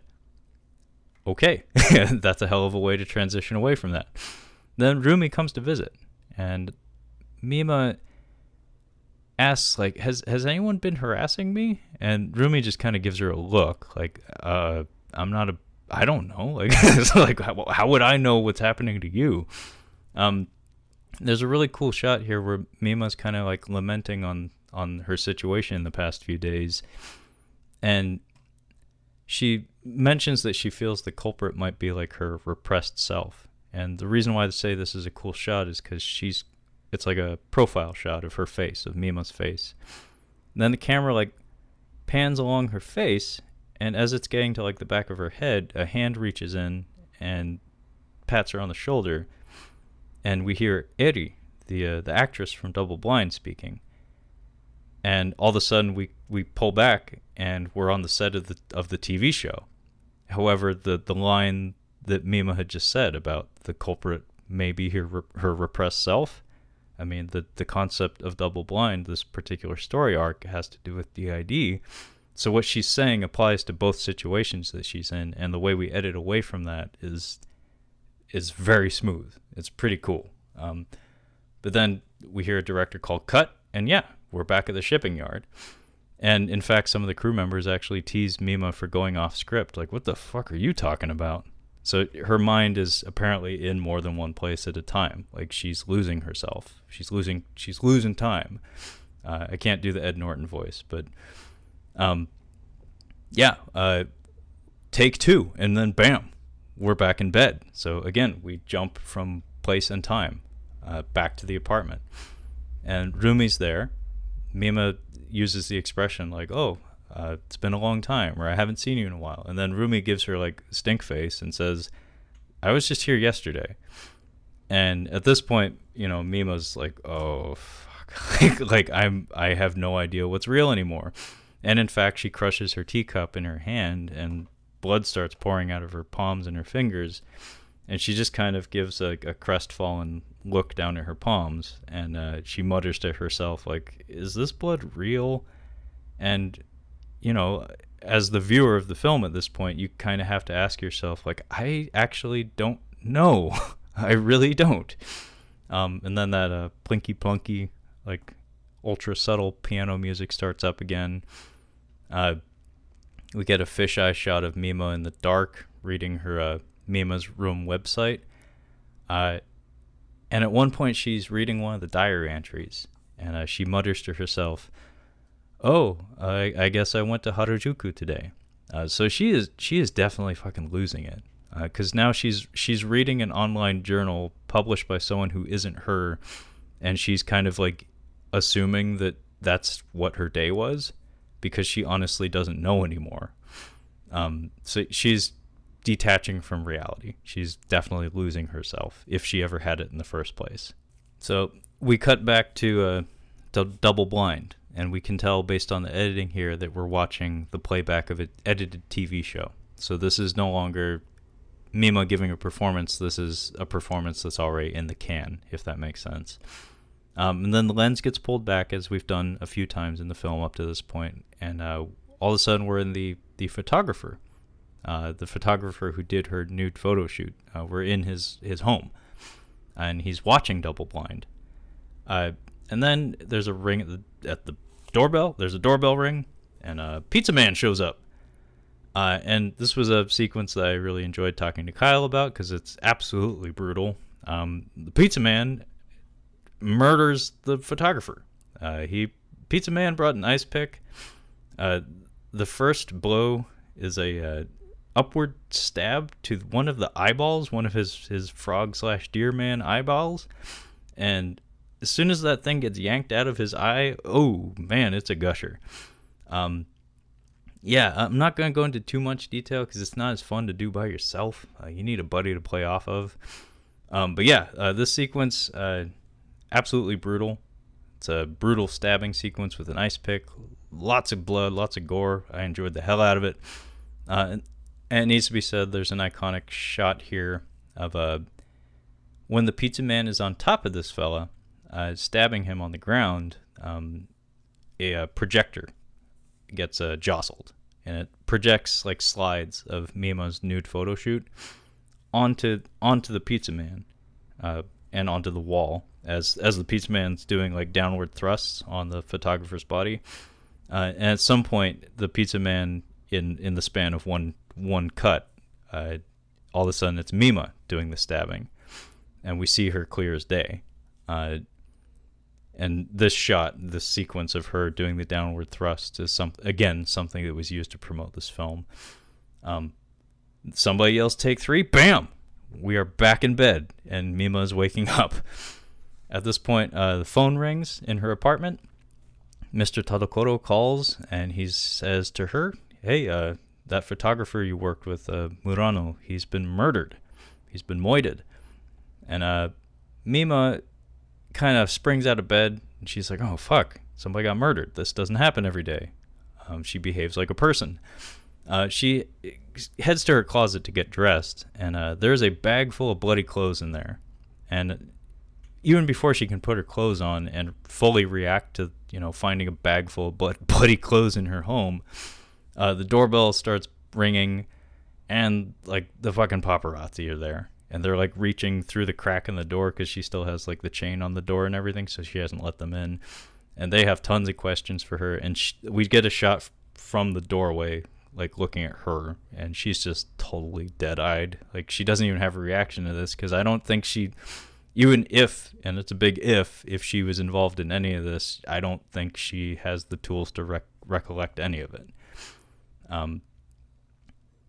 We jump back to the TV set, and Mima mutters to herself when she's basically like sitting alone in a corner, "Maybe that truck hit me and everything is a dream." And we, the audience, at this point are thinking to ourselves, I mean, I'm open to it. like I don't know what's happening anymore. So yeah, maybe this is all a dream. It's not, as far as I know. But at this point in the show, apparently Mima is supposed to do a murder scene for the show. And she's in like a schoolgirl outfit. She's placed up on a stage, and one of the crew members kind of like mentions to her offhand, so this is supposed to be like a murder scene, so like that heavy breathing you were doing during rehearsal, like really amp it up because you just murdered a guy. And it's like, what are we doing, guys? And then the corpse, whatever extra or whoever this is supposed to be, is splayed out on a stage, and then kind of looks up, and it has its eyes punctured, and based on the construction of the face and the fact that it has a shitting grin, it's pretty obvious that it's the photographer. It's Murano. And then the director calls, "Yo, stato!" And then bam! We are back in bed again. This editing trickery is a little frustrating, but it's also fascinating. It does get frustrating, trust me, but it is fascinating if you ask me. And then there's an amazing shot where Mima sits up into frame in her apartment. And then we hear Eri from off-screen ask, "Are you okay?" To which Mima responds by turning her head. And as the camera follows her motion, like as she turns her head, we transition from the apartment to the set again. It's all done in one take, one cut. It's one of those transitions that's like, I could see contemporary filmmakers, like in live action, really relishing the opportunity to do things like that, because things like that are just always eye-catching, because it's like watching a magic trick, or more appropriately, it's like watching a magic trick and getting like the slightest inkling of how it was done as you're watching it happen, where it's like, oh yeah, so you get the satisfaction. It's like the satisfaction of opening a package or something, where it's like, yeah, I got that. It's like, I that cool thing that just happened, I got that. Satisfying. By the way, there's also a two-way mirror behind Mima, so like there are layers to this production. And Mima looks into the two-way mirror and she mutters to herself, "I'm a pop idol. No, maybe an actress." And the plot of this particular episode, Double Blind, is apparently about DID and about how Mima's character in the show retreated into a new identity to survive the trauma of the rape that we saw acted earlier in the film. So what's real? I don't know anymore. Like, art is imitating life to the extreme at this point. Somebody yells "cut." We redo the entire scene, and this is a weird like, this is something I would expect Mamoru Oshii to do, because what was it, Ghost in the Shell 2, Innocence. They actually did that, where they replayed an entire sequence multiple times in a row. I can't remember how many times they did it, but basically we do that trick. And this is again Satoshi Kon's like fascination with dreams and the nature of dreams and dream logic, and how oftentimes there is a lack of logic to them. We redo this entire scene where Mima looks wistfully into the mirror. Eri steps out of the room and explains to us, the audience, about DID. And then the only difference is that Mima says her line slightly differently. Instead of saying, I'm an actress, she says, no, maybe I'm a model. This is something that actually gets done in film all the time, where it's like, even if something is filmed exactly the way that a director wanted it, of course you're going to do another take for safety purposes or for editing purposes. And this is two actors delivering performances and changing exactly one thing from one take to the next. It's really bizarre to see in an edited film, but when you think about it, it's like, that actually makes sense.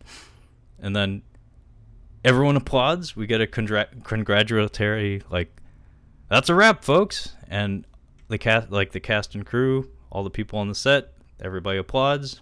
And Mima stands up from her position on the set, and she just looks bewildered. And we do like a full 360 shot around her head, and she just has this dopey look about her, like, I don't even know what I did. I just said some stuff that I was feeling in the moment. Was that part of the script? I don't know. So Mima is now with her management, and there's a antagonistic hallway shot here where it's like off kilter, so it has like a Dutch angle to it. It's an overhead shot, and she looks very small in the frame. It's a very long hallway too, and there's a lot of reflections too. Reflections are apparently a aesthetic theme throughout the movie. I've mentioned it several times now, but the stalker shows up here, and he and Mima finally have a confrontation. It's backstage. It just so happens to be on the same stage where Mima did that rape sequence for the show. So we're at the studio, and the stalker assaults her at knife point, and they have a physical exchange and a verbal exchange here, and they tussle, and I don't think it's intentional on the part of the stalker, but her clothes are like progressively torn away. She gets pretty naked, and it gets pretty uncomfortable. Although it is kind of funny to me that the music is meant to be intense, but I couldn't help but think of like Mortal Kombat, like the Mortal Kombat theme, which was also the case during the Pizza Man stabbing too. But I don't know, it's a product of its time, like mid to late 90s. But yeah, at some point, the stalker gets on top of her and seems like he's got some ill intent. But before anything can really happen, before he can get anything done, she brains him with a hammer. She gets a hold of a hammer, whacks him in the temple. There's a almost comical like pause before he reacts to it, and he kind of like slumps off of her and dies very pathetically. By the way, it needs to be said, his speaking voice is a lot higher than you would expect. He has a very squeaky voice, and I think it kind of like completes the package with his character, where it's like, yes, he's menacing, yes, he's psychotic, but he's also kind of pathetic, and now he's dead, which is for the best. And then Mima stands up, and a spotlight appears on her as she's like out of breath and panting. And then, just like was the case on the set of Double Blind, a film crew is standing in front of her and starts applauding her. And again, she just has this look about her like, I don't know what the fuck's going on. Is this real? And again, we, the audience, are in the same position. Cut to the backstage area again, and Rumi finds Mima uh, in the same disheveled state she was in when she had her tussle with the stalker, which leads us to believe that exchange, that assault, happened, and she did kill that guy. But then Rumi goes backstage to the set with Mima, and they do not find the body. So now, like, we the audience are 100% confused. Rumi takes Mima in her car, and I noted a choice exchange here where Rumi says to Mima when they're driving on the highway together, "I'm taking you back to Mima's room." Not, "I'm taking you home, I'm taking you back to Mima's room." Which I guess is supposed to be a clue of things to come, for sure. For sure. So we arrive at the apartment, and it's evident that Rumi's in there. However, she's behind a screen door, so we can't really see her. And then Mima sits up in bed and decides she needs to call Mr. Tadokoro, presumably to let him know where she is and that she's okay or something. And as she crosses the frame, both Kyle and I noticed that her fish were back. Like, the tank was full of fish, and they were all alive. When she places the phone call, we cut away to the backstage area of where we just were.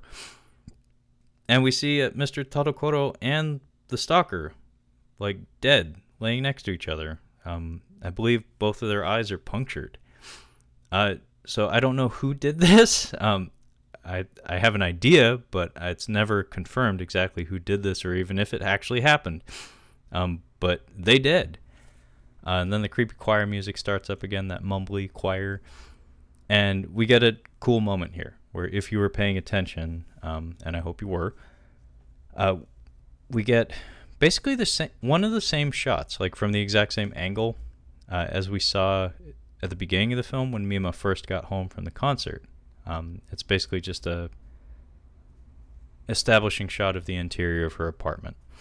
And we see that her apartment is arranged exactly how it was before she left Cham, complete with the poster up.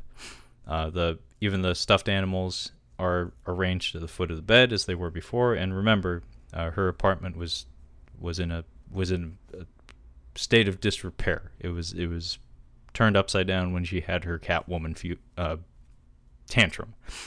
And also, the fish are back. So literally everything is as it was at the start of the movie. And Mima mutters to herself, "This isn't my room." And then Rumi steps out from behind the screen door and announces, "No, this is Mima's room." And then we get the grand reveal of the story that is, I think, the weakest part of it. And it frustrates me to this day. In fact, the last note I have in my notes is a horrible ending, because I really thoroughly enjoy this film, but its closing moments I feel are pretty awful, actually. And I don't know, maybe this is how things ended in the novel that this animation is based off of. Maybe they're like obligated to stick with that story or something. But if you ask me, this is a shitty way to end things, because it doesn't address a lot of the themes and the concepts that we've been exploring throughout the film. In fact, like, this feels like it comes out of left field. It doesn't really explain itself in any regard. Like, I'd be fine with things if like there was that trademark like exposition speech moment where the villain has to explain everything, that all their machinations throughout the film, but we don't really get that. We just get some bullshit. But yeah, Rumi, as it so happens, seems to be revealing herself as having some form of DID. She is dressed as Mima in a red dress, a skimpy red dress, like an idol outfit, just like Mima wore at the beginning of the film. And we do this neat editing trick where every time she and Mima are having a conversation from this point forward, she's represented as idol Mima. So like Mima's figure exactly, complete with ethereal glow. However, whenever we see Rumi in a reflection, it's Rumi who needs to be said a little heavier than Mima. Also, she has an unfortunate haircut, and also she has those weirdly widely spaced eyes. They don't look alike at all. So what I glean from this is that Rumi sees herself as Mima.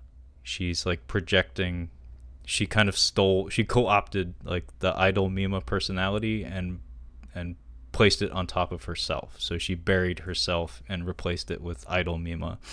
So the image of idol Mima that we see is like some sort of shared delusion, because apparently Mima was seeing the same thing independent of Rumi, because there's no way Rumi could have been in the room for all those instances in which Mima was flipping out and seeing this apparition.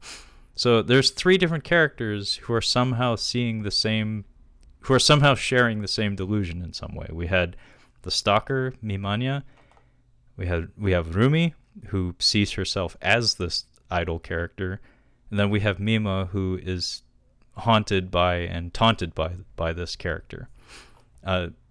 Even in dream logic, that doesn't make sense, which is why this is frustrating for me. Anyway, things get physical pretty quickly between these 2 ladies.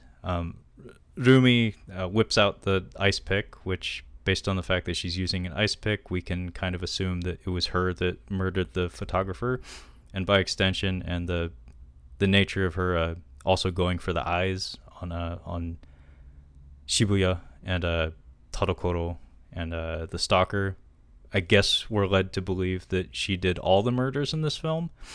I don't know. I feel like maybe the stalker did some of them too, but I'm not sure. It's never explicitly spelled out to us.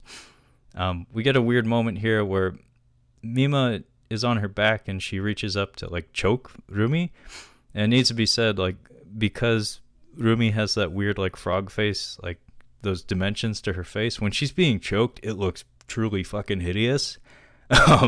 And in response, Rumi like does a downward stab onto Mima's shoulder. In all the commotion, the fish tank is smashed. Those poor fish, they died again. And then Mima hops out onto her balcony and does like a suicide dive to the next roof and doesn't roll an ankle or anything.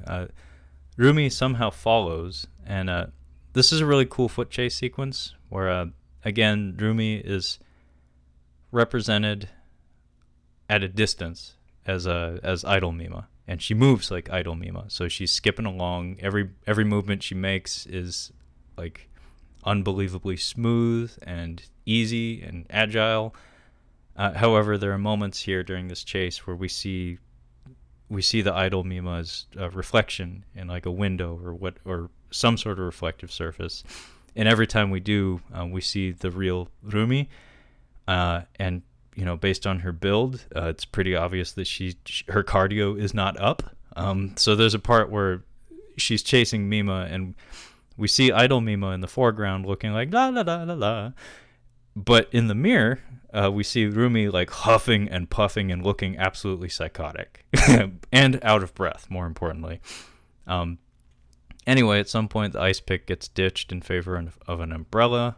Mima gets jabbed in the gut with it. Tough lady. And at some point, Rumi has Mima cornered, and she has her like pressed up against a wall. And there's a exchange here that I think is meant to be very meaningful, but at this point, you've completely lost me. I don't really know why we're doing the things we're doing anymore.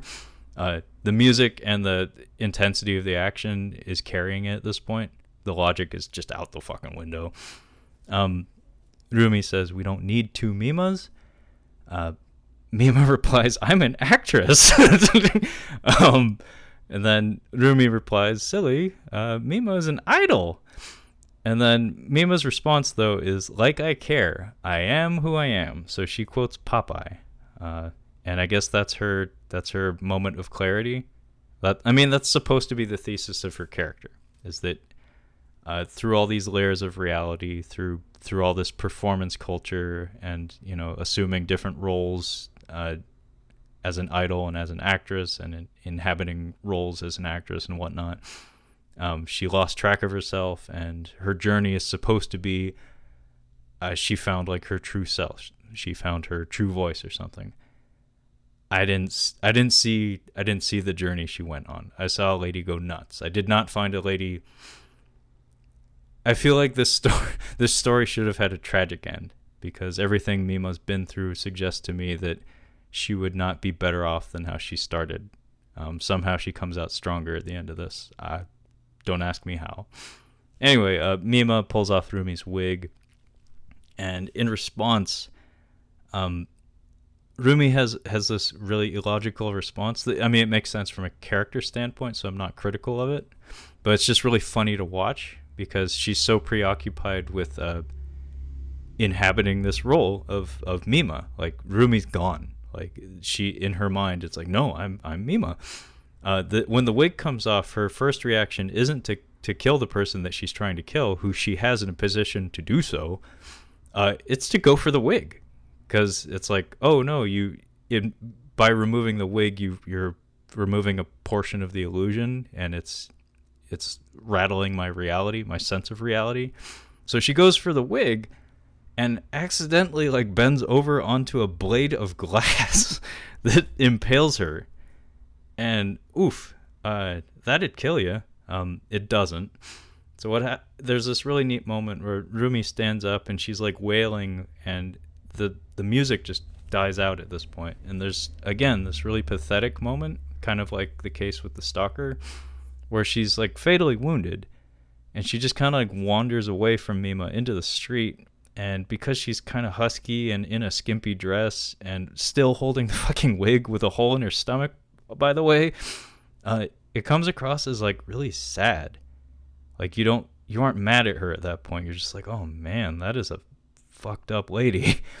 And then just like earlier in the film, a truck starts speeding down the road, and the headlights are flashing onto Rumi, and we get another trailer shot. It's a still image that was used extensively to promote the film, where it's basically a Mima, idol Mima, in the red dress with blood smeared across half of her face, looking. I don't know how to explain what her expression is actually, but that's part of the allure of it. It's different. Anyway, the truck is bearing down on Rumi, and crowd noise starts to play on the soundtrack, and she kind of like stands up and throws her hands up, like she's embracing like the roar of the crowd or something. So she does not see the truck. Her delusion is complete at this point. Instead of getting run over, which would have been tasty and awesome if you ask me, Mima runs out into the street and shoulder checks her, and both ladies are laying in their back in the street. We hear distant sirens, and the camera pulls all the way back, and we see this vast cityscape that is lovingly rendered, by the way. And then we cut to a hospital, soft lighting, and both women survived. Both ladies are fine. We're at like a mental hospital of some sort, and as it so happens, Mima is there visiting Rumi, separated by glass for sure. Like they aren't meeting each other face to face. Mima's just there. But yeah, the doctor tells Mima that Rumi comes back to herself every once in a while, but most of the time she believes herself to be Mima. As evidenced by her like holding a bouquet, and we see her walk up to a reflective surface, and sure enough, there's a Mima in the mirror.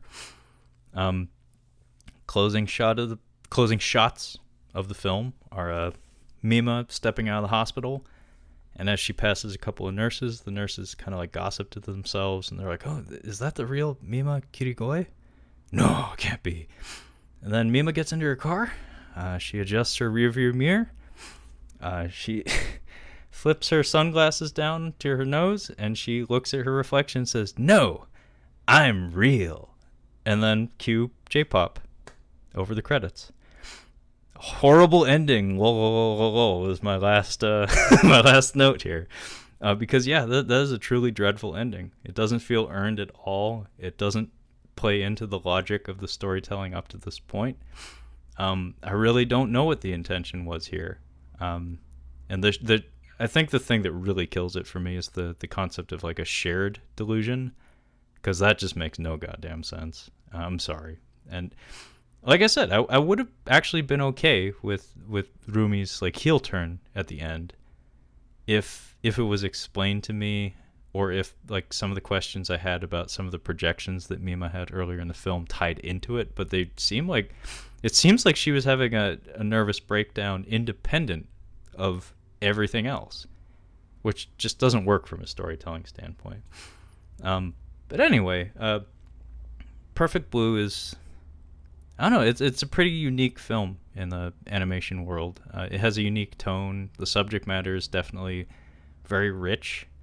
I mean, I went on plenty of tangents here just talking to myself. So obviously there's a lot to it, and I think it's good for that purpose.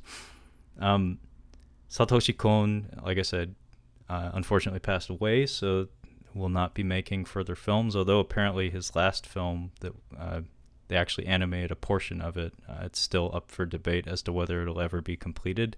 I highly doubt it, because as far as I understand, the producers of it felt it would not necessarily be disrespectful to complete without him, but just felt like, you know, the guy had a pretty unique voice, and the fact that we have some animation that he directed, but not all of it, maybe that should just be the end of it. But yeah, it's really a shame that that our original recording for this episode didn't pan out. The file was unfortunately corrupted, because this kind of goes against the whole concept of Anime August. The whole point was that Kyle doesn't really have much of a background with Japanese animation, so I was using this month as an opportunity to kind of give him like a 101, like a crash course on, you know, some of the big name directors and some of the big name studios, just to give him a bit of background. But not entirely sure why I decided to close the month with Perfect Blue, but I think maybe it just had to do with the darker, like the darkest tone of it, although that ending kind of betrays everything that the movie was leading up to. But anyway, my hope is that I don't have to do too many of these solo episodes going forward, but hopefully you were able to tolerate me talking into a vacuum for the past 2 hours. That being said, thank you so much for joining us here on Catching Up on Cinema. Tune in next week.